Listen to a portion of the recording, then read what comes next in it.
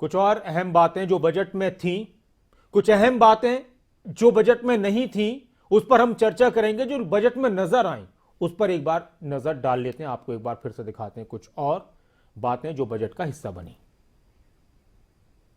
Graphics के जरिए। यह रिफॉर्म वाला बजट है।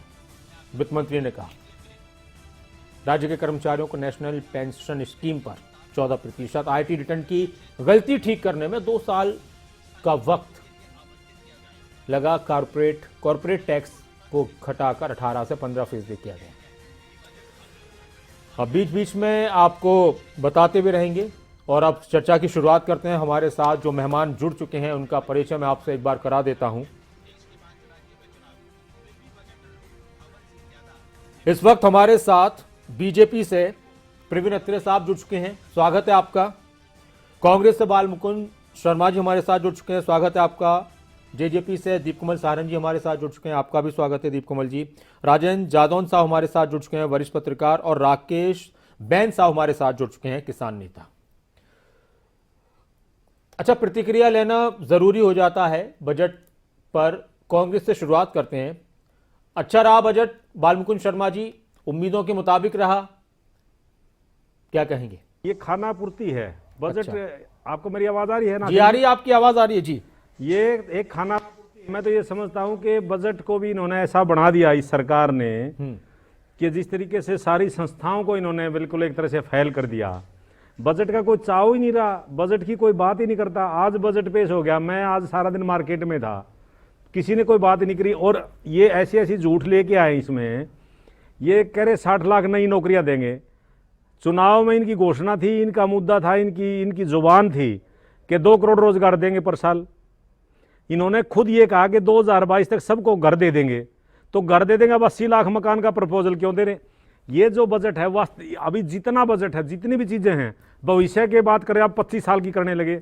जब इनको 2014 से 19 का वो मिला था मैंडेट, उस समय कहते थे 22 में जब देश के 75 साल हो जाएंगे, 22 में सबको मकान मिल जाएंगे, 22 में किसानों की आय दोगुनी हो जाएगी। 22 की बात ये करते करते अब सीधे 47 पे पहुंच गए। किया 22 तक कुछ नहीं। आप मुझे ये बताइए, देश के प्रधानमंत्री आज 8वीं बार ये इन्होंने बजट पेश किया है। देश के प्रधानमंत्री ने लाल किले से जो बात की थी उसमें से भी एक बात पूरी नहीं हुई। अब ये निर्मल ग्राम योजना के तहत कहते थे कि वे शौचालय बनाएंगे, स्वच्छ भारत बनाएंगे। क्या एक दिन झाड़ू लगाने से स्वच्छ भारत हो जाएगा? क्या हेमा मालिनी जी के झाड़ू लगाने से स्वच्छ भारत हो जाएगा? अगर 2022 तक सबको आवास मिलना था, सबको छत मिलनी थी, अब ये 80 लाख मकान किसके लिए? बीजेपी के कार्यकर्ताओं के लिए बना रहे हैं। आऊंगा आपके पास एक एक करके ना, संक्षेप में एक प्रतिक्रिया और सबसे ले लें। कोई बजट नहीं है। राकेश बैन साहब, मेरी आवाज अगर आप सुन पा रहे हो तो किसानों के लिए भी बहुत उम्मीदें थी और किसानों के लिए बजट में क्या कुछ प्रावधान किए गए, क्या नजर आया? सरकार का कहना है कि हम हर वर्ग का ख्याल रख रहे हैं और इस बजट में भी हर वर्ग का ख्याल रखा गया, किसानों को भी शामिल उसमें किया गया।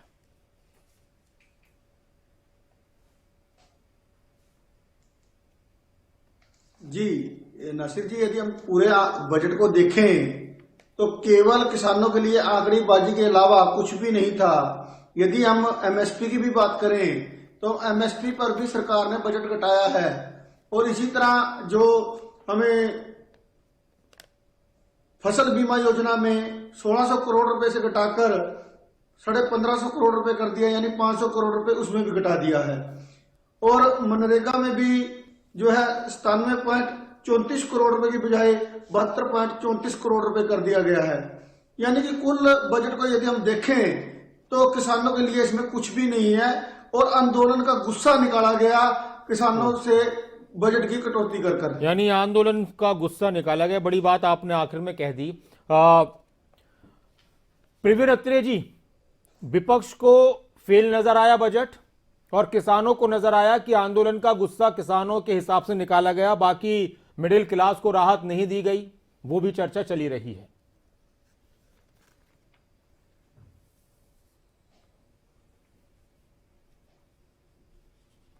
आपकी आवाज नहीं आ रही अत्रे साहब, माफी चाहूंगा। आप पता नहीं आपकी आवाज नहीं आ रही। एक बार मैं दोबारा आपके पास आऊंगा, उसी सवाल को आपकी सहयोगी पार्टी जेजेपी से हम कर लेते हैं। दीप कमल सारन जी हमारे साथ हैं। दीप कमल जी, किसानों के साथ तो आंदोलन का गुस्सा निकाला गया इस बजट में, आंदोलन का गुस्सा निकाला गया। बाकी चर्चा आप सुबह से देख रहे हैं कि जो जिस मिडिल क्लास की ज्यादा चर्चा होती है कि बजट में सबसे ज्यादा नजर होती है, वो भी मायूस है और विपक्ष के लिए। चलिए अत्रे साहब आ रही आवाज। जी अत्रे साहब। जी जी, देखिए मैं कह रहा था कि मैं सुन रहा था कांग्रेस के प्रवक्ता को, और वो ये कह रहे थे कि साहब देखिए ये बजट तो केवल खाना पूर्ति है। सच्चाई ये है कि कांग्रेस को ना तो बजट समझ आया, और कांग्रेस को बजट इसलिए समझ नहीं आया क्योंकि हम बजट कांग्रेस के लिए नहीं बनाते, हम बजट बनाते हैं देश की जनता के लिए। कांग्रेस के मित्र ने यहाँ पे बाकायदा शौचालय का जिक्र किया। देखिए हैरानी इस बात की है कि एक पार्टी जो लंबे समय तक देश में सत्ता में रही और वो देश की जनता को शौचालय तक जो जरूरी चीज है वो नहीं दे सकी। जो ये दावा करते रहे हैं कि साहब देखिए हमने सुई से लेके जहाज तक बनाया, लेकिन देश की करोड़ों जनता को शौचालय उपलब्ध नहीं करा सके।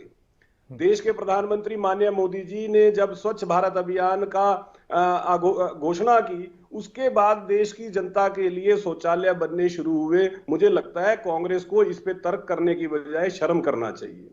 दूसरा इन्होंने जो विषय उठाया वो ये कहते हैं कि साहब देखिए ये कह रहे हैं कि रोजगार का विषय। मुझे हैरानी इस बात से नहीं है क्योंकि मुझे पता है कि बजट की जानकारी नहीं है, बजट के विषय में पता नहीं है, तो इसलिए कुतर्क होता है।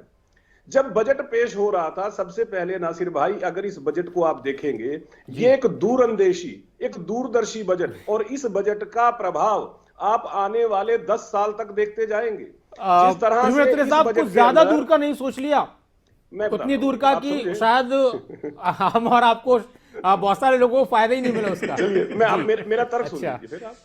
अगर रक्षा क्षेत्र के अंदर 68% खरीद स्वदेशी कंपनियों से होगी तो नासिर भाई स्वदेशी कंपनियों को क्या फायदा होगा, क्योंकि उनके अगर 68% खरीद होगी, स्वाभाविक है प्रोडक्शन बढ़ेगी तो उससे रोजगार सृजन होगा। जब रोजगार सृजन होगा तो वो रोजगार किसको मिलेगा? देश के युवाओं को। 10 लाख करोड़ रुपए का निवेश, और हैरानी की बात देखिए 7.5 लाख करोड़ रुपए का पब्लिक निवेश। अब अगर इस तरह से निवेश आएगा उसका लाभ किसको होगा? आम जन को होगा, रोजगार सृजन होगा। जो 60 लाख रोजगार की बात, वो तो केवल मैन्युफैक्चरिंग के अंदर मैं है। आऊंगा फिर आपके और पास एक बार, वो मैन्युफैक्चरिंग एक बार में भी सबसे इसलिए है- प्रतिक्रिया हो जाए। दीप कमल सारंग भी हमारे साथ हैं। एक तो दीप कमल जी, जो आंदोलन वाला उस पर आपसे जवाब, क्यों अत्रे साहब ने दूसरी चीजों पर जवाब दिया कि किसानों से तो इस आंदोलन का गुस्सा निकाला गया इस बजट में, वो नजर आया किसानों को। और दूसरा जो टैक्स स्लैब में बदलाव को लेकर एक उम्मीद होती है एक मिडिल क्लास को, वो चीज नजर नहीं आई, जबकि बहुत सारे लोग ऐसे हैं वाकई में कि उनकी कमर टूटी है रोजगार के हिसाब से, और भी चीज नौकरियां हैं या फिर कोई व्यापार है। नहीं देखिए नासिर, अगर टैक्स स्लैब की बात करें तो जिस हिसाब से इकोनॉमी धीरे धीरे ग्रो कर रही है और लोगों की जिस तरीके से भी ग्रोथ है, उसके हिसाब से अब टैक्स स्लैब जो है मेरे ख्याल से पिछले साल ही काफ़ी रिलैक्स कर दिए गए थे और वही मेंटेन किए गए हैं। उन रिलैक्सेशन को हटाया नहीं गया है कोविड की एक चुनौती के बावजूद। मतलब आपको ऐसा लगता है कि जरूरत नहीं थी उसकी? नहीं, अभी ठीक है देखिए सब जिस कुछ, तरीके से सरकार जो 5 साल का जो टर्म होता है और बीच के दूसरे तीसरे साल की जो चौथे साल तक की जो बातें होती हैं उसमें रिफॉर्म ज़्यादा होते हैं। उसका मतलब है कि नई चीज़ें नए टैक्स के रूप में, नई जो एक रेवेन्यू जनरेट करने वाली चीज़ें होती हैं वो उसके अंदर आती हैं, क्योंकि चुनावी साल में फिर से बातें थोड़ी सी आपको लोगों के पक्ष की रखनी पड़ती हैं। तो मुझे लगता है उस चीज़ से बचा गया है कि कोई ऐसी नई चीज़ें ना डाली जाएं बहुत ज़्यादा रेवेन्यू बढ़ाने के लिए या टैक्स के रूप में, और ये कहीं ना कहीं राहत की बात है। जहाँ तक खेती का एक बड़ा, मैं बीच में कमेंट सुन रहा था, बड़ी ही हैरानी की बात मुझे लगी है। उस साल में जब पूरे देश में ही माहौल आपने जैसे देखा कि किसान आंदोलन का था, मैं उस साल में नहीं, किसानों टैक्स स्लैब वाली राहत किसके लिए है? जनता के लिए। जनता तो ये चाहती थी कि हमारी 4 लाख की, 5 लाख की, 3.5 लाख की इनकम पर, 3 लाख की इनकम पर टैक्स न लगे। अभी जो मेरा इनकम टैक्स रिटर्न फाइल किया है पिछले साल का, वो उसके अंदर 6 लाख रुपए तक, मुझे जो मेरा सीए था उसने बताया कि लगभग 6 लाख रुपए तक की इनकम ऐसी है जिसमें कोई टैक्स नहीं देना है, क्योंकि अलग अलग तरीके के जो उसके अंदर डिडक्शन पहले से एक्टिवेट हो रखी हैं, अलग अलग मौकों पर जो दिए गए। 6 लाख रुपए तक का उसने मुझे जो बताया, क्योंकि मेरे जो मैंने रिटर्न फाइल किया उस पर जो टैक्स लगा वो 6 लाख से ऊपर वाले पे ही लगा, उसने मुझे खुद बताया। तो इसलिए मैं कह रहा हूं कि पहले की डिडक्शंस इतनी हैं जो वक्त वक्त पर दी गई हैं, और कोविड का जो काल खत्म होने का अब वक्त है, उस पर वो डिडक्शन हटाने का जो एक फैसला हो सकता था वो नहीं लिया गया। ये एक राहत की बात है। और खेती के मामले में लगभग 2.5 लाख करोड़ रुपए की फसलें पिछले साल में, जबकि किसान आंदोलन का माहौल था, एमएसपी पर खरीदी गई हैं देश में 2.5 लाख करोड़ रुपए की, और अब उसको देश के दूसरे राज्यों में, और जो नई फसलें हैं जिन राज्यों में नहीं खरीदी जाती हैं एमएसपी पर, हरियाणा पे तो 13 फसलें हैं पहले से, लेकिन कई राज्य ऐसे हैं जिनमें 1, 2 या 3, 4 फसलों तक ही एमएसपी सीमित है। उनको धीरे धीरे वो दायरा सारा बढ़ाने की बात है। लगभग 1,65,000 करोड़ रुपए का जो बजट है वो कृषि के जो ऋण होते हैं उनके लिए रखा गया है। और सबसे एक खास बात कि जो इंपोर्ट ड्यूटी है, आयात कर है कृषि उत्पादों पर, वो बढ़ाया गया है। यानी कि जो बाहर से जो हमारे पास खेती की चीजें आती हैं, कृषि उत्पाद आते हैं, वो अब महंगे होंगे। इससे हमारे जो घरेलू उत्पाद हैं, जो यहाँ के किसान हैं, जो यहाँ प्रोड्यूस करते हैं, उनको फायदा होगा, उनकी चीजें कॉम्पिटिटिव मार्केट में सस्ती बिकेंगी। जवाब उन्हीं से लूंगा। राकेश बहन साहब, आपकी बात से कितना सहमत है मैं किसान? कुछ कहना चाहता लेकिन हूं। उससे पहले मैं एक प्रतिक्रिया राजन जादौन साहब से। जादौन साहब, टैक्स लैब के बारे में जो समझा रहे थे दीप कमल जी, वो आपको कितना समझ में आया? आपने इस बजट को सुबह से आप विश्लेषण कर रहे हैं, पूरी गहराई से आपने एक एक चीज पर नजर रखी है। बहुत संक्षेप में कहां पर राहतें नजर आई और कहां पर नजर नहीं आई? देखिए, बजट से जो अभी कोरोना काल में पीड़ित जो अर्थव्यवस्था थी उसको एकदम, जो आम आदमी जुड़ा हुआ है, कृषक वर्ग है, इनको जो एकदम राहत की जरूरत थी वो बजट में एकदम राहत नहीं है। टैक्स स्लैब में कोई चेंज नहीं किया गया, कई तरह की सब्सिडी गिरा दी गई, लेकिन ये बजट जो है वेट एंड वॉच वाला बजट है। अच्छा, तो सरकार जो है एमएसएमई सेक्टर पर ज्यादा भरोसा कर रही है, कारपोरेट टैक्स घटा रही है, इंफ्रास्ट्रक्चर के डेवलपमेंट पर जा रही है और डिजिटाइजेशन पर भरोसा कर रही। तो सरकार को लगता है कि ये साइड है, जो इंडस्ट्रियल साइड है, इसके डेवलपमेंट से इकोनॉमी में ज़्यादा ताकत आएगी। इसलिए अभी जो है रूरल डेवलपमेंट, जो कृषि ग्रामीण विकास और कृषि क्षेत्र के, उनको एक तरह से जो स्थिर पर रखते हुए उनमें कुछ कुछ कटौती करके, और सरकार जो है अर्थव्यवस्था को एक लॉन्ग रन में, एक लंबे रास्ते में कहीं कुछ ताकत मिलने की उम्मीद करती है। और बजट को जो देखने वाले सुनने वाले हैं वो भी यही एक्सपेक्ट करते हैं कि शायद इसमें अभी राहत के लिए इंतजार करना पड़ेगा। जी, जो एकदम तुरंत राहत की जरूरत थी वो बजट में अभी एकदम है नहीं। राहत के लिए इंतजार करना पड़ेगा और लोगों को तुरंत राहत चाहिए, बहुत ज्यादा इंतजार ना करना पड़े, लोग ये चाहते हैं। रजत पंजेटा भी हमारे साथ जुड़ चुके हैं एनएलओ से। स्वागत है आपका।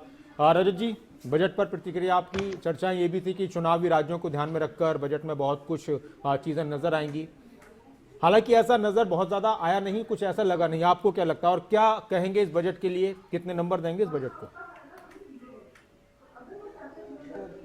मैं यही कहूँगा, action speaks louder than words. तो इनकी बातें हैं। इनको ये बताइए कि 6 साल पहले इन्होंने किसान की आय दुगनी का जो भरोसा दिया था किसानों को, उसके लिए इनकी पीएम आशा स्कीम लॉन्च करी थी अरुण जेटली जी ने। उस वक्त उसका 1200 करोड़ का बजट था और आज उसके लिए सिर्फ 1 करोड़ रुपए रह गया। ऐसे ही इनका कृषि का भी ये गिना रहे थे, पिछले साल जो है 2,48,000 करोड़ रुपए का जो था, उसे भी 11,000 घटा के इस साल 2,37 लाख रुपए कर दिया गया है। कृषि बजट जो मैं कहूँ, जो पूरे बजट का लास्ट ईयर 4.26% था, वो इस साल घटा के 3.84% कर दिया गया है। रूरल डेवलपमेंट का जो पिछले साल का था बजट, वो 5.59% था कुल बजट का, जो इस साल घटा के 5.23% जो है वो कर दिया गया है। ऊपर से जो सार्वजनिक वितरण प्रणाली के तहत जो खाद सब्सिडी दी जाती थी, वो 2020-21 में 78,338 करोड़ थी, जिसे 2021-22 फाइनेंशियल ईयर में घटा के 75,290 करोड़ किया गया, और अब उसको और घटा के जो है 60,561 करोड़ कर दिया गया है। एफसीआई का अगर देखिए, जो एफसीआई किसान का जो अन्न खरीदती है, अब वो ठीक है, वो आंकड़े, लेकिन आपको कैसा लगा? अच्छा लगा, खराब लगा, मिडिल क्लास बैलेंस लगा? नहीं, बैलेंस कैसे लगा? अगर आप पिछले 2-3 साल से अभी ये कहते हैं जूतों के, कंप्यूटर के, उसके मोबाइल के घटा दिए हैं, पिछले 2-3 साल से लगातार मिड ईयर भी ये बढ़ाते रहे हैं, उसको महंगा करते रहे हैं, और अभी ये क्या बेनिफिट दिया है मिडिल क्लास को इन्होंने? आप रसोई गैस के ऊपर देख लीजिए, डायरेक्ट बेनिफिट ट्रांसफर है, उसको लगातार 23,000 करोड़ से घटा के 4,000 करोड़ पे ले आए हैं। ठीक है, गरीबों को जो गैस सिलेंडर जो कनेक्शन थे उसको, ठीक है रजत पंजेटा जी, मैं आता हूं आपके पास, मैं उसके बाद फिर एक बार आऊंगा, लेकिन किसानों वाली बात पर थोड़ा सा हम फोकस कर लेते हैं। हमारे जो दर्शक हैं ज्यादातर वो उस तरह से उसको महसूस भी कर रहे होंगे। राकेश बहन साहब, दीप कमल जी ने किसानों के लिए क्या फायदा इस बजट में रहा है और आने वाला वक्त कितना फायदेमंद होगा उसके बारे में जिक्र किया था। जी देखिए नासिर जी, हमें पहले पूरी बात को समझना पड़ेगा कि बजट के अंदर किसानों को मिला क्या है। यदि हम पिछले बजट की बात करें तो 4.26% बजट खर्च होता था टोटल में, और इस बार जो इसे घटाकर 3.84 यानी कि 0.42% घटा दिया गया है। 42% बजट घटा दिया गया है कृषि क्षेत्र के लिए। और अभी मेरे मित्र जो जेजेपी से हैं वो बता रहे थे कि हमने 2.5 लाख करोड़ रुपए की फसलें खरीदी हैं। एक और चीज का जिक्र किया था वित्त मंत्री ने कि डिजिटल और हाईटेक सेवाएं प्रदान करने के लिए पीपीपी मॉडल में योजना की शुरुआत होगी। जीरो बजट खेती और प्राकृतिक खेती, आधुनिक कृषि, मूल्य संवर्धन और प्रबंधन पर जोर दिया जाएगा, किसानों को और ज्यादा मजबूत करने के लिए। मेरी विनती है कि पहले हम इसको समझ लें कि उन्होंने किया क्या है। पहले तो बजट ही घटा दिया 4.2%, और अब जो इन्होंने बात की थी मेरे मित्र ने, जेजेपी के मित्र ने, कि हमने 2.5 लाख करोड़ के आसपास की फसल की खरीद की है, पर जो 22-23 का बजट रखा गया है उसमें भी 13 लाख करोड़ रुपए का बजट घटा दिया गया है एमएसपी पर फसल खरीदने के लिए। अच्छा, ठीक है। तो किस आधार पर कह रहे हैं कि किसानों के लिए अच्छा बजट है? राकेश जी, आपको पता है आप सारी जगह से कटौतियां कर रहे हैं और किसान को बता रहे हैं कि बजट अच्छा है। किस प्रकार से रहेगा बजट? गलत जानकारी मत दीजिए डिबेट में। आपको पता है कितना बजट था, कितना अब है? आंकड़ेबाजी के खेल से काम नहीं चलेगा। आंकड़ेबाजी तो आप कह रहे हैं बीच में, ये गलत बात है। एक मिनट सुन लीजिए, अब एक मिनट सुन लीजिए जरा। अच्छा, एक सेकंड, ना सिर्फ 30 सेकंड के लिए वर्क करें। एक बार इनकी बात सुन लीजिए, फिर मैं और अपने दूसरे जो हमारे पैनलिस्ट उनके पास सिर्फ 30 सेकंड के लिए। देखिए, आंकड़ेबाजी की बात आप बार-बार कर रहे हैं, लेकिन मुझे अफसोस ये है कि कृषि नेता के रूप में आप खुद आंकड़ेबाजी कर रहे हैं। 1,47,000 करोड़ रुपए का बजट था कृषि क्षेत्र के लिए पिछले साल, और इस बार है 1,51,000 करोड़ रुपए। 4,000 करोड़ रुपए की इसके अंदर बढ़ोतरी है। साफ साफ आप अपने आंकड़े चेक कर लीजिए। परसेंटेज में हो सकता है कुछ कमी हो, लेकिन 1,47,000 से 1,51,000। और दूसरी बात, एक पॉइंट और, रजत पंजेटा जी ने क्या किया, अब ये देख लीजिए इनकी कितनी समझ है। ये बीच में कह रहे थे कि समझने की जरूरत है। इन्होंने 2,37,000 करोड़ रुपए के जो एमएसपी पर फसलें खरीदी है उसको कृषि का बजट बता दिया रजत पंजेटा जी ने। अब ये तो समझ है। अब मैं एक दूसरा सवाल जो आज 51,000 करोड़ रुपए का बजट है जो एमएसपी पर फसलें खरीदी जाती है। बाल मुकुंद जी, आप कुछ कह रहे हैं इसी बात पर। बाल मुकुंद जी, फिर मैं दूसरे सवाल पर एक डिजिटल जो करेंसी है उस पर हम चर्चा करेंगे। और जी, फसलों की कीमत को कृषि का बजट थोड़े बता सकते हैं आप, वो अलग चीज है, वो अलग चीज है। साल से कम करिए, टोटली अलग चीज है। कमल जी, आंकड़ों को तो मिसप्रिंट आप कर रहे हैं। कहां से आप बताइए, बाल मुकुंद जी बताइए कौन सा गलत बताया मैंने? बाल मुकुंद जी, मैंने 3 चीजें बताई आपको। पिछले साल 1,47,000 करोड़ था, इस बार 1,51,000 करोड़ रुपए है। 2,37,000 करोड़ रुपए की फसलें खरीदी गई है एमएसपी पर। इन तीनों में से कौन सा गलत है? बाल मुकुंद जी, मैं चैलेंज कर रहा हूँ आपको, एक भी गलत हो तो बताइए। एक करके पहले जी, आप मेरी बात सुनिए दीप कमल जी। मैं आपको ये बता रहा हूं कि आप एक बार मेरी बात सुनिए, से बढ़ाकर 1,51,000 कर दिया। इसमें गलती हो तो बताइए। मैं बताता हूं गलती क्या बता रहे हो आप उसको परसेंटेज में बताइए। बस परसेंटेज से ये चीजें निकल के आएंगी कि पिछली बार कितना था, अगली बार। वो तो टोटल बजट जब देश 1947 में हुआ, जब हमारा बजट 25,000 करोड़ का था, आज 25 लाख अरब करोड़ का हो गया। परसेंटेज में आएगी तो आकलन जनता को तब पता लगेगा ना। आप तब कह दो। अब एक बात सुनिए, इसमें एक नई बात निकल के आई है। अभी ये हमारे बीजेपी के प्रवक्ता भी कह रहे थे, 8 साल से देश में सरकार चला रही बीजेपी। मिलिट्री कंटेनमेंट जो जितने भी हिंदुस्तान में आज तक जितने कैंट हैं, जिस तरह के हमारे आसपास मेरठ छावनी है, अम्बाड़ा छावनी है, जालंधर छावनी है, या चंडी मंदिर छावनी है, इस तरीके से 300 से ज्यादा छावनियों की जमीन खरीदी कांग्रेस की। एक भी छावनी डेवलप नहीं हुई है इन पे पिछले साल में। जितने एयरबेस है हिंदुस्तान में, सारे एयरबेस कांग्रेस के टाइम में बने हैं। आज आजादी के 75 साल में जितने 75 विमानों ने उड़ान भरा, सारे कांग्रेस के टाइम में खरीदे गए हैं। कोई एक नाम बताएं जो इनके टाइम में खरीदा गया है? बजट में ये चीजें रखी जाती थी। 25,000 करोड़, मैं 25,000 ये कह रहा हूं, किलोमीटर के आप हाईवे ये बने। इसको बजट कहते हैं। 25,000 किलोमीटर के हाईवे आपकी सरकार में आप- 10 से आप 12 25,000 किलोमीटर 10 से कौन से 12 हाईवे? किलोमीटर आप मेरी एक बात दिन में बनते थे। ये भी आप झूठ 10 बोल से रहे हैं। 12 एक किलोमीटर चीज बनते मैं उस पर चर्चा करूंगा। बढ़कर 30 एक सवाल मेरा, अब हम थोड़ा सा दो चार जो इशू थे जो आज चर्चा का विषय रहे बजट में, एक जो क्रिप्टो करेंसी डिजिटल करेंसी की जो बात आ रही थी उसको एक तरीके आप से, सुनिए दीप कमल जी, आप गलत मिसप्रिंट कर रहे हैं। नहीं, कहां से गलत? मैं बता रहा हूं मेरी एक बात मिनट, 25,000 एक करोड़ मिनट, बढ़ेंगे हम ना। एक ही इशू पर न रहकर और भी इशुओं पर बात कर लें। आप ये कह रहे हैं बाल मुकुंद जी किसानों को कुछ नहीं मिला, आंदोलन का गुस्सा निकाला, राकेश बहन साहब भी कह रहे हैं, दीप कमल जी कह रहे हैं कि जी नासिर जी, जो चीजें हैं ना एक एक लाइन पकड़ के, अब ये 25,000 किलोमीटर रोडों की बात करें नेटवर्क की, हाँ। जो रोड ऑलरेडी डेवलप हैं जिन पे चल रहे हैं उनको 4 लेन से 6 लेन बना देते हैं। सुन, एक पीपीपी मॉडल की क्या चीज है? अगर मैं आपको कहूं कि मैं आपके इलाके में कम्युनिटी सेंटर बना के दूंगा और जब मैं सत्ता में आ जाता हूं बोले नहीं मैं एक टेंट की दुकान खुलवा देता हूं, आप टेंट को किराया दो और अपनी शादी निपटाओ। ये उदाहरण पीपीपी मॉडल में इनका लगता क्या है? जो डेवलप, मतलब आप ये कह रहे हैं कि पुरानी चीजों को नए रैपर में देकर पेश किया जा रहा है। बस, और प्रवीण PPP मॉडल अत्रे में तो वो जो साहब, प्रवीण एजेंसी है अत्रे ना, साहब, वो सब कुछ करती एक है। बार 19 साल तक टैक्स अत्रे वसूलती है। साहब, सब कुछ ऐसे ही है, बस वो पुराना है, कुछ नया की 400 ट्रेन, अब वो 400 ट्रेन नहीं 400 आएंगी, भी- नहीं खरीदी 400 भी जाएंगी PPP या मॉडल उनके पे है। नाम चेंज किए जाएंगे, इस पर क्या कहेंगे? 100 स्मार्ट सिटी बसाने की बात की थी, आज एक तक एक मिनट, नहीं बसाया। जवाब ले लेते हैं जी अत्रे साहब।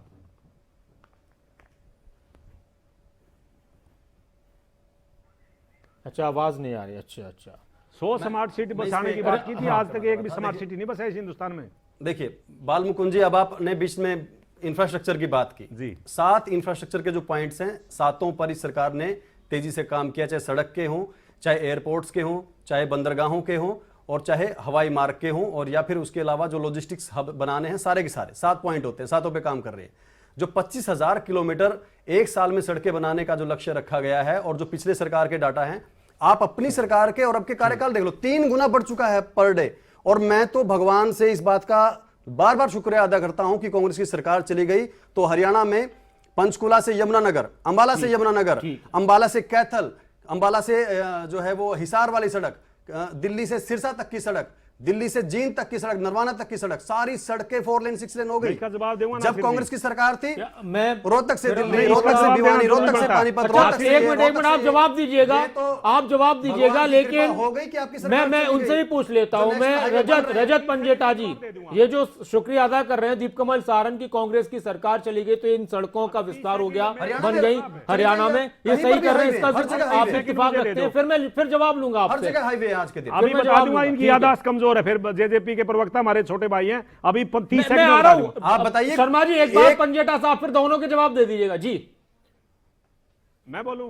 मैं आ रहा हूं आपके पास, पंजेटा जी। देखिए, मैं कांग्रेस बीजेपी के बजाय ये जो बजट के ऊपर चर्चा करना ही ज़्यादा पसंद करूंगा। अभी इन्होंने 60 लाख नौकरियां देने का जो अभी घोषणा एक करी एक है, बात एक करी एक है। पॉइंट पर मैं आऊंगा। मेरे पास 2 पॉइंट है। एक तो ये डिजिटल करेंसी, उससे कितना फायदा और उसकी क्या जरूरत है, एक नौकरियों की बात भी हम करेंगे, लेकिन इस पर ये जो विस्तार 25,000 किलोमीटर सड़क एक साल में, ये कैसी नजर आती है आपको? देखिए, ये सड़क का जाल जो है ये अभी से नहीं, ये बहुत पहले से इसका ब्लूप्रिंट रख दिया गया था। और अगर आप इसको कहते हो कि अगर जनता का पैसा उनको मूलभूत सुविधाएं जो मुहैया कराना है, उसके ऊपर भी अगर आप ये सोचते हैं कि अगर आप उसको अपना बखान करेंगे, तो आप ये देखिए आप टैक्स कितना, टोल टैक्स कितना वसूल कर रहे हैं जनता से। अगर आप उसका टोल टैक्स वसूल कर रहे हैं, वो सड़कों के निर्माण के लिए कर रहे हैं। आप हर 25 किलोमीटर के बाद, 30 किलोमीटर के बाद 500 400 रुपए के टोल टैक्स है। जब टैक्स से कटता है तब जनता को पता लगता है। जो मुद्दे की बात, अभी किसानों की बात हो रही थी, यहाँ पे किसानों के ऊपर ये कह रहे थे कि उसको टेक्नोलॉजी ड्रोन के जरिए आप सिर्फ उसकी क्रॉप असेसमेंट और लैंड, ठीक है सर, ठीक है सर, मैं अब इस पर जवाब ले लूं कि ये जो 25,000 किलोमीटर राष्ट्रीय राजमार्ग का विस्तार किया जाएगा, हाईवे विस्तार पर 20,000 करोड़ रुपए खर्च होंगे, और ये जाल जो सड़कों का पहले से बिछा हुआ है, तो प्रवीण अत्रे जी, विपक्ष के जो लोग हैं वो कह रहे हैं कि ये सिर्फ, मैं जो आप आवाज नहीं सुन पाए थे, कि पुरानी चीजों को नए रैपर में पेश किया जा रहा है। नासिर भाई, सबसे पहले तो पंजेटा जी ने एक फिगर दिया था, अब वो उसको करेक्ट कर देता हूँ। पंजेटा जी ने ये कहा था कि बजट में कृषि के लिए जो एमएसपी के लिए पैसा वो है 2.37 लाख करोड़। ये ऐसा पंजेटा जी ने कहा था और कहा ये पहले से कम कर दिया। पता नहीं पंजेटा जी की फिगर कैसे गलत हो गई है। वो एक्चुअली 2.73 लाख करोड़ है, जो पहले से ज्यादा है, जो डीबीटी के जरिए किसानों के खाते में डायरेक्ट जाए। अब बात आती है जिसका जिक्र आपने किया, देखिए जब रोड्स और हाईवेज की बात आती है तो हम देश के अंदर हमने वो तो 2.48 था। अब अपना रोड और हाईवेज वाली बात पर कर लेते हैं। ठीक है, अरे भाई पंजेटा जी ठीक है, वो आप कह रहे हैं आपके आंकड़े सही है, वो कह रहे हैं उनके आंकड़े सही हैं। अब वो जनता उसका नासिर भाई डिस्टर्ब ना करें नतीजा निकालेगी। ठीक है, मैं अरे सुनिए, वो कहीं ना रहती है वो 2.73 था, इस बार अरे अब समझ कैसे आएगी भाई? 2.37 कर अरे दिया। सुन लो भाई, सुन लियो भाई, सुन लो 2.73 लाख करोड़ है जो बजट में प्रावधान है। 2,73,000 करोड़ का प्रावधान है, 37 का नहीं है। अब 37 गलत बोल रहे हैं, उलट बोल रहे हैं, मैं ये कह रहा हूं केवल। अब दूसरी बात देखिए, जहां तक रोड की बात है, हमने वो परिस्थिति भी देखी है जब सरकार होती थी यूपीए की, पूरे 5 साल में 2,000 किलोमीटर हाईवे बना था। अब जब यूपीए की सरकार थी, मात्र 2 किलोमीटर पर डे की एवरेज थी। इस सरकार के अंदर वो 20 किलोमीटर पर डे हो जाता है। वो 2 से 20 कैसे हुआ? अभी पंजेटा जी कह रहे थे कि आप जनता का पैसे से जनता को सुविधाएं दे रहे हैं, तो इसमें क्या बड़ा कर रहे हैं? यही लेकिन सबसे इसमें बड़ा एक सवाल विषय ये भी है कि इनडायरेक्ट टैक्स भी बहुत है। अच्छा, वो आपकी जेब से भी जाता है, सबकी जेब से जाता है, प्रवीण अत्रे साहब, फिर टोल टैक्स भी है और भी बहुत सारे टैक्स हैं। नहीं नासिर भाई, आप जल्दी बहुत कर रहे हैं, बहुत जल्दी कर रहे हैं। कम से कम बात तो पूरी करने ले दीजिए। कीजिए। अब आपने इनडायरेक्ट टैक्स की बात की है। इस बजट के अंदर बाकायदा इनडायरेक्ट टैक्स के अंदर जिस तरह से सहूलत दी गई है, उसका फायदा किसको होगा? आम जनता को होगा। इस बजट के अंदर इंफ्रास्ट्रक्चर के लिए देखिए कैपिटल एक्सपेंडिचर बढ़ा दिया गया। उसके बाद इंफ्रास्ट्रक्चर के ऊपर, जैसा मैं पहले जिक्र कर रहा था, 7.5 लाख करोड़ का पब्लिक इन्वेस्टमेंट, 10 लाख करोड़ का विदेशी इन्वेस्ट और कैपिटल एक्सपेंडिचर बढ़ जाता है। जब ये सब चीजें इंफ्रास्ट्रक्चर पे लगेगी, सड़कों पे लगेगी, बिल्डिंगों, पुलों, इन पे लगेगी, तो उसका लाभ किसको होगा? किसके लिए रोजगार का सृजन होगा? किसके लिए अवसर पैदा होंगे? राजन जादौन जी, सुनिए नासिर भाई, पीएलआई स्कीम के अंदर ठीक है सर, अगर पीएलआई स्कीम को बढ़ावा मिलता है तो उत्पादकता बढ़ेगी, उद्योगों की उत्पादकता बढ़ेगी, तो इकोनॉमी को इफेक्ट। देखिए सबसे बड़ी चीज नासिर भाई समझने वाली ये है कि ये बजट जो कोरोना की महामारी की वजह से पूरे विश्व में इकोनॉमी पे जो असर आया था, उसकी नेगेटिविटी से बाहर निकालने वाला बजट है ये बजट वो है जो हमारी अर्थव्यवस्था को अभी राजन जादौन साहब, अभी कोरोना की जो नेगेटिविटी थी उससे बाहर निकालने वाला ये बजट है। राहतों के लिए भी बहुत सारा वक्त है। फिलहाल जो नकारात्मकता लोगों के बीच में थी, मार्केट में थी, देश में थी, उससे उभारने की कोशिश है। इत्तेफाक रखते हैं इस बात से आप भी? अब देखिए ऐसा है कि सरकार जो है ना, प्राइमरी सेक्टर है हमारा एग्रीकल्चर और सेकेंडरी सेक्टर है इंडस्ट्री। तो सरकार अभी सेकेंडरी सेक्टर जो है इंडस्ट्री, उस पर ज़्यादा भरोसा कर रही है। उनको लगता है कि अब जो भी इकोनॉमी में जो कोरोना काल में जो कमजोरियां आई, और उस पर स्वाभाविक है कि सीधा असर तो एमएसएमई पे, इंडस्ट्रीज पर ही पड़ा। इंडस्ट्रीज को बंद रहना पड़ा, लॉकडाउन रहा और उनके प्रोडक्शन में कटौतियां हो गई, तमाम तरह की समस्या आई।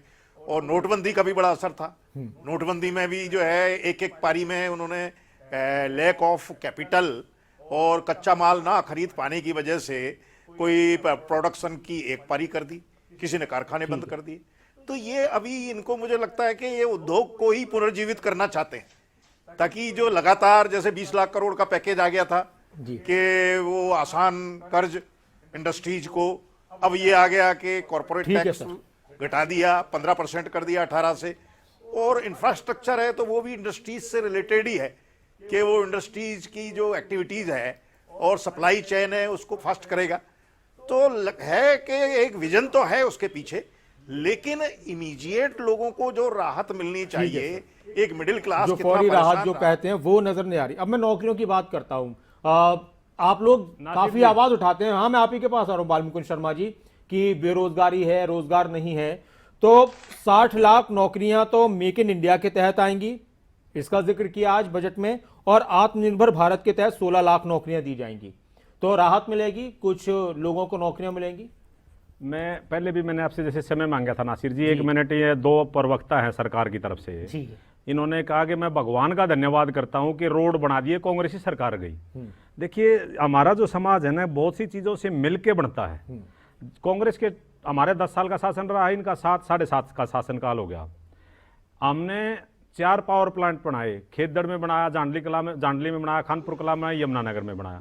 उसके बाद हमने 19 यूनिवर्सिटियां बनाई इस प्रदेश के अलग अलग कोने में। मैं कुछ नाम आपको लिखाऊंगा, चौधरी बंसीलाल यूनिवर्सिटी, चौधरी रणबीर सिंह यूनिवर्सिटी। मैं ये कह रहा हूं, देखिए एक मिनट शर्मा जी आप ही बोलेंगे, बस मैं एक बात बोलना चाह रहा हूं। मैं ये चाह रहा था कि हम बजट पर कर लें, आप भी शुक्रिया अदा कर दीजिए किसी बात पर कि मैं शुक्रिया अदा करता हूं और इनकी आप कमी निकाल दीजिए। मेरी बात सुनो, मुझे कुछ भी नहीं कहना, मुझे 1 मिनट इस बात पे तो दे दीजिए ताकि अगले 2.5 साल में इनको सद्बुद्धि तो आए।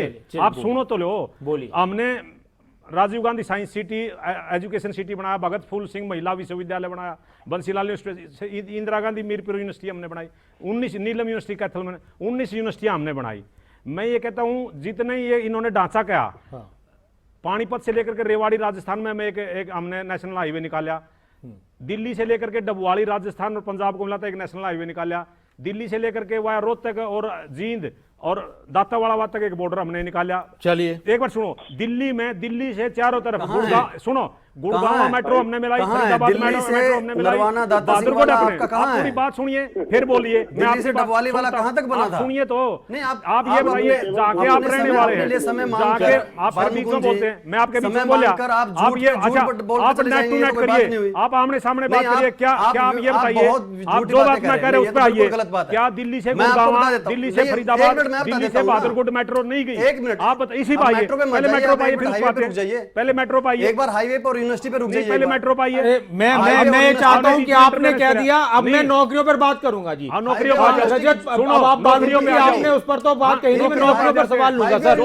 नौकरियां मिलेंगी 76 लाख, जो 1 करोड़ रुपए की टैक्सी मिली, नौकरियां झूठ तो आप रजत पंजेटा जी, 1 करोड़ रुपए की टैक्सी। ठीक है सर बालमुकुंद जी, रजत पंजेटा जी, अब नौकरियों का भी जिक्र किया गया, 60 लाख नौकरियां जल्दी से जल्दी दी जाएंगी।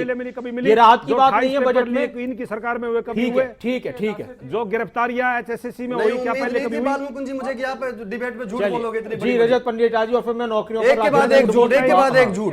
आत्मनिर्भर भारत के तहत 16 लाख और मेक इन इंडिया के तहत 60 लाख। ये 2 करोड़ रोजगार देने की बात करी, जब 60 लाख पे कैसे आगे? अब मैं इनसे जवाब लेंगे कि भाई 2 करोड़ की बात से इस पर कैसे आ गए? रजत पंजेटा जी देखिए नासिर जी, बीच में कोई इंटरप्ट ना करें, मैं किसी के बीच में नहीं बोलता। नौकरियों पर बात कीजिएगा सिर्फ। बिल्कुल नौकरियों के ऊपर करेंगे। जो हमारा कृषि क्षेत्र और रूरल जो गरीब मजदूर हैं उनके ऊपर बात करेंगे। मैं मनरेगा से स्टार्ट करूंगा। इन्होंने क्या किया 2020-21 में मैं स्टार्ट करता हूं, 1,11,000 करोड़ इन्होंने रखा। लाइबिलिटीज इनकी तकरीबन 17,000 करोड़ थी। परवीन अत्रे जी नोट कर ले, उनको फिगर्स थोड़ी ऊपर नीचे वो रहती हैं तो टोटल 1,27,000 करोड़। ये 20-21 में घट के 21-22 में घट के रह गया 98,000 करोड़। अब ये 73,000 करोड़ रह गया। नरेगा जो कि ये कानून है ये कि आपको 100 दिन एम्प्लॉयमेंट जो गरीब बिल्कुल मजदूर तबका उनको देनी पड़ेगी। अब ये देखिए 15 स्टेट्स का तो बकाया नहीं इन्होंने दिया अभी तक। 21 स्टेट्स के पास पैसा नहीं है देने के लिए, और इस साल की भी लाइबिलिटी 13 से 18,000 करोड़ रुपए की है। उसके बाद ये जो गरीब परिवार है यही सीधा जुड़े हुए हैं। उसके बाद ये कहते हैं 60 लाख नौकरियों की बात कर रहे थे। अभी मैं 31 जनवरी का दैनिक भास्कर पढ़ रहा था, उसमें ये फिगर थी 24,80,000 तो केवल हरियाणा में बेरोजगार है। 30 जनवरी की दैनिक भास्कर की खबर के हिसाब से 3.03 करोड़ बेरोजगार लॉकडाउन में हो गए। लॉकडाउन से अभी हो गए हैं, जो लॉकडाउन से भी ज्यादा इन्होंने ये हेडिंग। मैं आपकी और एक पत्रिका बस में खत्म करो 10 सेकंड में नासिर जी। और एक प्रतिक्रिया राकेश बहन साहब, किसान किसान भी क्या बेरोजगार कह सकते हैं हम किसानों को, जो अपने खुद से मेहनत करते अपने धरती से अन्न उगाता है? नासिर जी 10 सेकंड में खत्म कर रहा हूं। एक अखबार पत्रिका के हिसाब से 20 करोड़ नौकरियां जो है अभी भारत की अर्थव्यवस्था से गायब हो गई हैं। और ये दावे करते थे कभी 2 करोड़ नौकरियों के। मिड डे मील में इन्होंने बजट कम किया। पंजेटा जी 10 सेकंड हो गए। राकेश बहन साहब, उसके बाद फिर यूरिया और अत्रे साहब और दीप कमल जी से जवाब। और राकेश बहन साहब, नौकरियों पर, रोजगार पर, आय पर आपका क्या कहना है? 65% जनता। नसीर जी देखिए, देश की 65% जनता कृषि से जुड़ी हुई है जी, और कृषि का बजट घटाना, तो मैं ये कहूंगा कि 65% जनता के साथ अन्याय है। उनके रोजगार की तरफ अन्याय है। ठीक है, चलिए अत्रे साहब। जी नासिर भाई, जी नासिर भाई, मैं नौकरियों पे बात करता हूँ। देखिए बार बार जो ये बात कही जा रही है, बजट के अंदर 60 लाख नौकरियों का जो कहा गया है, हाँ। वो इंडस्ट्रियल सेक्टर के लिए कहा गया है। अच्छा। क्योंकि इंडस्ट्रियल सेक्टर में जिस तरह से मैंने पहले भी जिक्र किया, कैपिटल एक्सपेंडिचर बढ़ाना और इन्वेस्टमेंट की जो बात हुई है, पब्लिक इन्वेस्टमेंट की, उससे 60 लाख नौकरियां केवल इंडस्ट्रियल सेक्टर में, इसके अंदर सर्विस सेक्टर नहीं है। और आप जानते हैं हमारी इकोनॉमी का 60% हिस्सा सर्विस सेक्टर का है। अभी इंडस्ट्रियल सेक्टर को बूस्ट मिलेगा, 60 लाख नौकरियां पैदा होगी, केवल ये विषय है। जो बार बार कहा जा रहा था साहब आप तो 2 करोड़ की बात कर रहे हैं, 2 करोड़ जी भाई, पिछले साल का आईटी सेक्टर के अंदर एडिशनल 4 लाख नौकरियां मिली हैं। पिछले साल की बात कर रहा हूं, आईटी सेक्टर में केवल एडिशनल, कोरोना के इफेक्ट के बाद ये फर्क रहता है। ठीक, केवल यहाँ बैठ के झूठ का राग लाभ देना ठीक कि है साहब सर। नौकरियां तो कहाँ हैं, फिर नौकरियां कहाँ दीप हैं, कमल टैक्सी सारंग सेक्टर साहब, ये जो आंकड़े पेश किए जाते हैं कि बेरोजगारी बढ़ रही है, बेरोजगारी बढ़ रही है, लोग रोजगार से परेशान है, तो ये सब आंकड़े बिल्कुल झूठे हैं क्या दीप कमल जी? देखिए नासिर भाई, जिस एजेंसी का बार बार जिक्र आता है उसके बारे में फिर हर बार ये आते हैं कि उसके डायरेक्टर सीधे सीधे कांग्रेस पार्टी से जुड़े हुए हैं, और उसके बावजूद जिस रिपोर्ट का अभी जिक्र रजत वंजेटा जी कर रहे थे 2 दिन पहले जो अखबार में आई थी, वो रिपोर्ट ये कहती है कि देश में बेरोजगारी में नंबर 1 पर है राजस्थान, नंबर 1 पर राजस्थान है। दिल्ली में बेरोजगारी है, बिहार में बेरोजगारी है, कई राज्यों में बेरोजगारी है, हरियाणा में भी है। हम कब मना करते हैं कि हम सबको रोजगार दे चुके हैं, अभी हम कर रहे हैं उस पर काम। लेकिन दूसरी बात इसके साथ साथ ये कि जहां पर लोगों के पास रोजगार के अवसर होंगे वहीं पर तो अप्लाई करेंगे।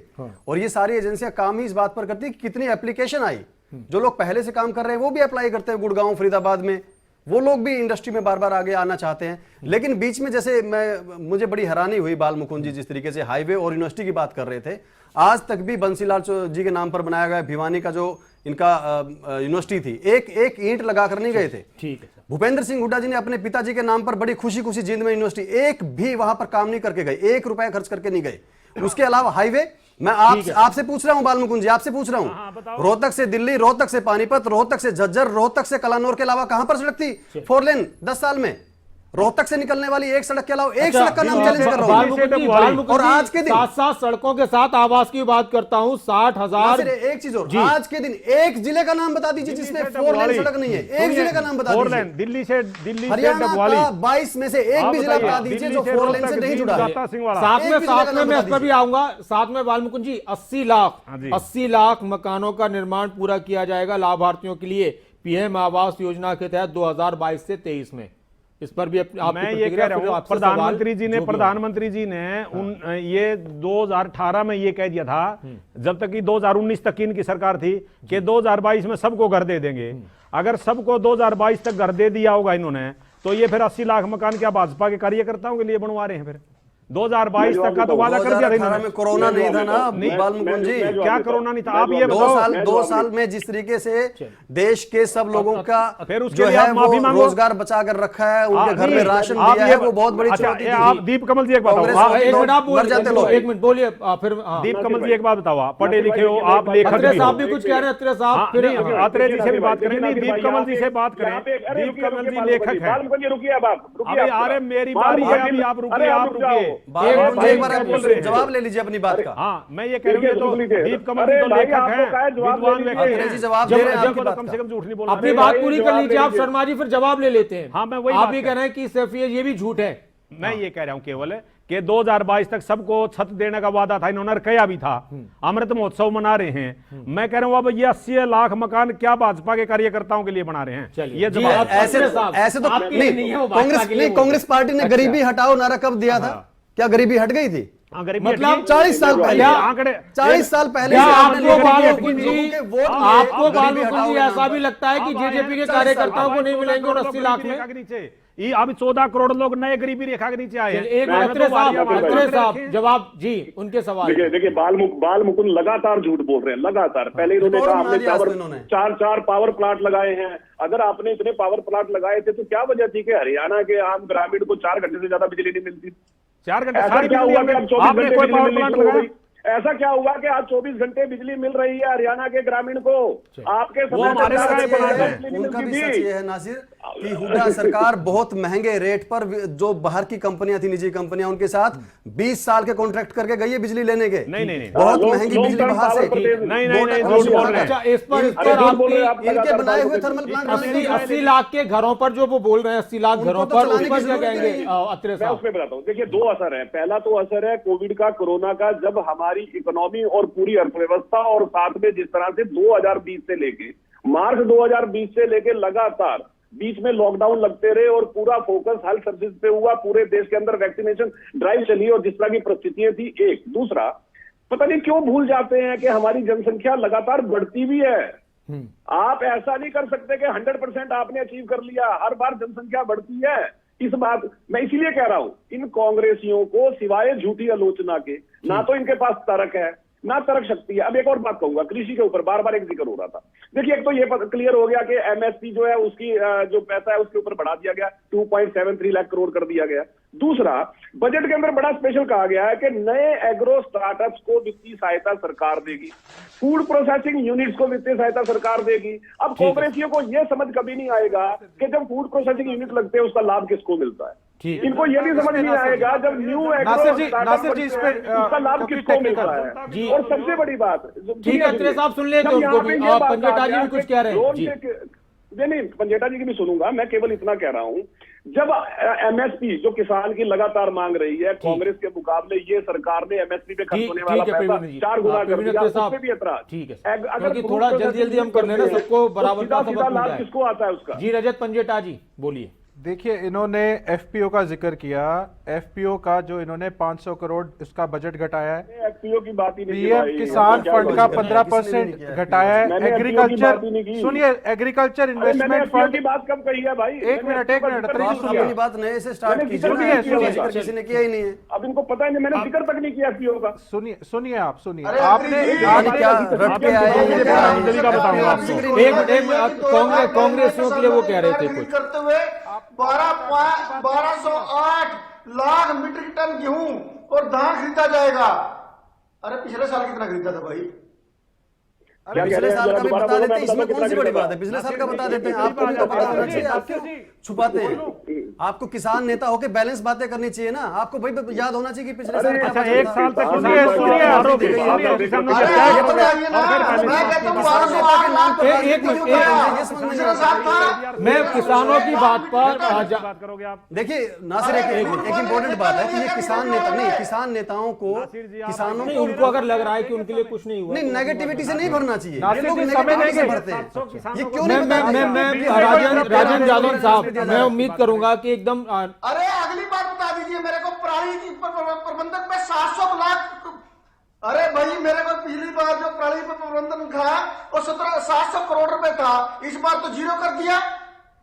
नासिर फिर झूठ पे झूठ बोलने जी जा रहे हो किसान के नाम जी पे। बालमुकुंद जी। हाँ, मैं केवल प्रवीण जी के एक बात का जवाब देना चाहता हूं। इन्होंने बिजली कहा 24 घंटे के कांग्रेस के राज में पहले बिजली अकेले कोयले से बनती थी, फिर पानी से बनाई, हमने भूटान में एग्रीमेंट किया, फिर परमाणु संयंत्र लगाया, हमने परमाणु संयंत्र एग्रीमेंट किया पूरे देश में, फिर सौर ऊर्जा पे बनाई, गैस पे बनाई, 1 से 7 साधनों से हमने बिजली का उत्पादन किया इस पिछले 10 साल में। कोयले से, पानी से, गैस से, वायु मैं- से, मैं- सौर से, महंगे एग्रीमेंट पवन किए, वो शक्ति, बता दीजिए, वो पवन ये शक्ति साधन लगवाई। होगा। आप ये इतने आपने महंगे इस तरीके एग्रीमेंट का कर प्लान लिए तब आपकी जाकर के सरकार 24 ने घंटे बिजली कि मिली। आज तक हरियाणा इनका भुगत क्या रहा है देन है? उनको। आपका क्या देन? ये आपके JJP बनाए के हुए प्रवक्ता थर्मल बताएं, प्लांट बनाने, कोई इन्होंने प्लांट उनको लगाया? चलाने की जरूरत ही नहीं पड़ती। आप बताइए, आपने कोई थर्मल प्लांट प्लांट तो लगाया? बंद करने पड़ते हैं, महंगे पड़ते हैं इनके बनाए हुए महंगे थर्मल पड़ते, प्लांट। कहीं तो बनाएगा, कोई तो देश में बनाएगा। आपके बनाए हुए अच्छा, आप थर्मल प्लांट अडानी से बंद खरीद करने लो। पड़ते हैं। आपके भी क्योंकि मित्र हो बिजली गए सरप्लस है अडानी। हरियाणा में आज ये के दिन। बीजेपी के वालों के तो मित्र थे अडानी, अब आपके भी मित्र हो गए। अब असल में एक मिनट अब एक सवाल जिस पर थोड़ा सा हम लोग अगर चर्चा कर लें, क्योंकि बजट पर हम चर्चा कर रहे थे, बहुत सारे मुद्दे होते हैं। एक क्रिप्टो करेंसी का जिक्र आज दिन भर छाया रहा, डिजिटल करेंसी का जिक्र, और उस पर 30% का टैक्स होगा, एक तरीके से उसको लीगलाइज कर दिया गया है। एक प्रतिक्रिया आपकी कि उसकी जरूरत क्या थी और उससे क्या फायदा होने वाला है, देश के लोगों को क्या आसानियां होंगी? दीप कमल सारन जी, फिर मैं सबसे इस पर बात करूंगा।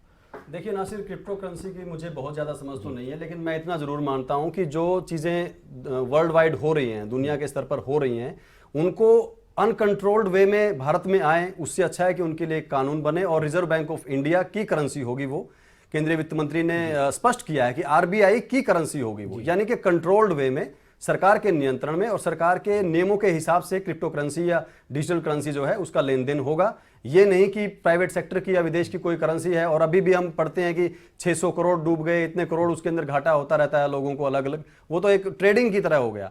जब सरकार के नियंत्रण से कोई चीज लॉन्च होगी तो लोगों का उस पर भरोसा बनेगा और उसके अंदर कोई बहुत ज्यादा ऊंच नीच नहीं होगी। फिर मैं तो इसको रजत पंजेटा जी, इसको लेकर लोग ये भी कह रहे हैं कि ये एक तरीके से लोगों के लिए नुकसानदायक साबित होगी।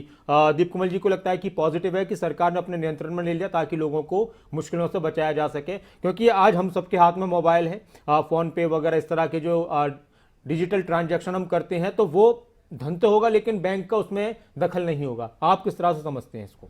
देखिए, अभी आपके सामने आए दिन उदाहरण आते रहते हैं।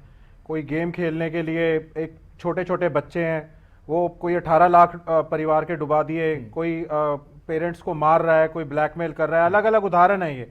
तो मैं किसी ये डिजिटलाइजेशन के बिल्कुल हक में नहीं हूँ, कोई भी डिजिटल चीज़ हो, क्योंकि ये एक तो जॉब्स उड़ा रहा है। जो भी डिजिटलाइजेशन हो रही है हमारे यहाँ मुल्क में, वो जॉब्स ही खा रही है और उससे ज्यादा कुछ नहीं कर रही है, और स्कैम्स बहुत हो रहे हैं। इसीलिए माननीय सुप्रीम कोर्ट ने बिटकॉइन के ऊपर पहले बैन लगा दिया था। अब मैं अत्रे जी की मेरे पास सिर्फ 2 बातें हैं, मुझे 10 सेकंड दीजिए। मेरे पास हाँ, मैं 10 सेकंड में खत्म मैं आपको 20 सेकंड दे रहा हूं सर, 20 सेकंड बाद। एक तो सरकार कह रही थी कि हम पेट्रोल डीजल हमारे नियंत्रण में नहीं है, 2 रुपए पर लीटर अक्टूबर 2022 से आप ये लगाने जा रहे हैं पहले ही।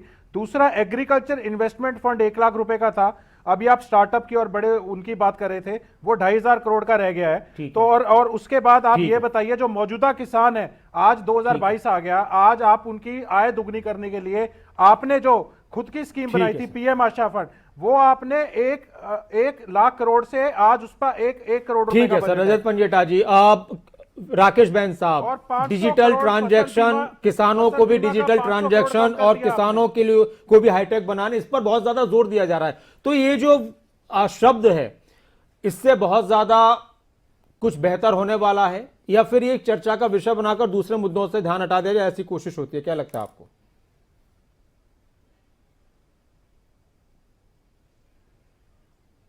देखिए, डिजिटल के नाम पे यदि आप सारे खेती के बारे में देखेंगे तो किसान को, जैसे मेरी फसल मेरे पेड़ की भी हम बात करें तो इन्होंने डायरेक्ट खाते में भेजने की बात करी।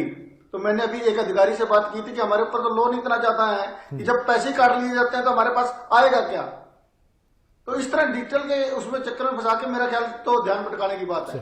ठीक है सर। बालमुकुंद शर्मा जी, आपको समझ में आता है डिजिटल करेंसी का जो सिस्टम है और इसको एक तरीके से लीगलाइज करने की कोशिश हो रही है, इस पर काफी चर्चा देश में हो रही है, तो इसको आप किस तरह से देखते हैं कि ये चर्चा का विषय बन जाए तो दूसरी चर्चाएं ना हो, या फिर हाँ, इससे बहुत सी जो परेशानियां लोगों के सामने आती हैं उससे बचा लिया जाए और सरकार का नियंत्रण हो जाए? नहीं, देखिए, सरकार ने एक जिस तरीके से शुरुआत की है, जहां तक मैं समझता हूं कि वो क्रिप्टो करेंसी के बारे में जैसे इन्होंने बताया सारण साहब ने, और मैं इसमें एक अपने दर्शकों को बोल दूं कि ये बहुत जरूरी, आने वाले वक्त में हम सब इससे कहीं ना कहीं प्रभावित होते नजर आएंगे, तो इसलिए जरूरी भी था इस पर बात करना। मैं कहता हूं, मेरी इसमें जानकारी है, मैं ये आपको बताना चाहता हूँ। क्रिप्टो करेंसी या जो डिजिटल ये है, ये एक तरह से अकेंद्रित पूंजी है। जिस तरीके से सोना है, हम वो हरियाणा में भी बेचेंगे, बिक जाएगा, और नाइजीरिया में, कनाडा में, तमिलनाडु, मतलब कहीं जाएं वहीं सेल हो जाएगा। लेकिन हमारा जो बैंक अकाउंट है उसका ऑपरेटिंग सिस्टम है, अगर कहीं आसपास हम नहीं मिला तो हम पैसा नहीं निकाल सकते, किसी को दे नहीं सकते, ट्रांजैक्शन नहीं कर सकते। सोना जैसे हम अंगूठी पहन रहे हैं, ये अंगूठी हम जाकर के अगर रास्ते में भी हमारे पैसे, हमारी जेब लूट गई तो किसी को भी सोना देकर के पैसे ले लेंगे, अकेंद्रित। इसी तरह क्रिप्टो करेंसी है, लेकिन इसमें जो सरकार ने प्रावधान किया वो बहुत ही विचित्र है। अब मेरे पास 1.5 लाख की इस तरह की डिजिटल करेंसी थी, वो बीच में 30 लाख की भी होगी और अब वो 2.5 लाख की भी रहेगी, तो किस पे पैसा लगेगा, किस पे जब वो विड्रॉल होगा या शुरू होगा या खरीदा जाएगा? तो इसको आरबीआई के अंडर में लाना ठीक है। हाँ, ठीक है, ये बिल्कुल। आपकी आखिरी प्रतिक्रिया प्रवीण अत्रे साहब, अगर आप हमारे साथ हैं तो सुन रहे हैं तो चलिए। राजन जादव जी, अब वक्त की कमी है, राजन जादव से आखिरी प्रतिक्रिया इस पूरे डिस्कशन का लब्बो लबाब और आखिर वाली बात पर क्या कहेंगे आप?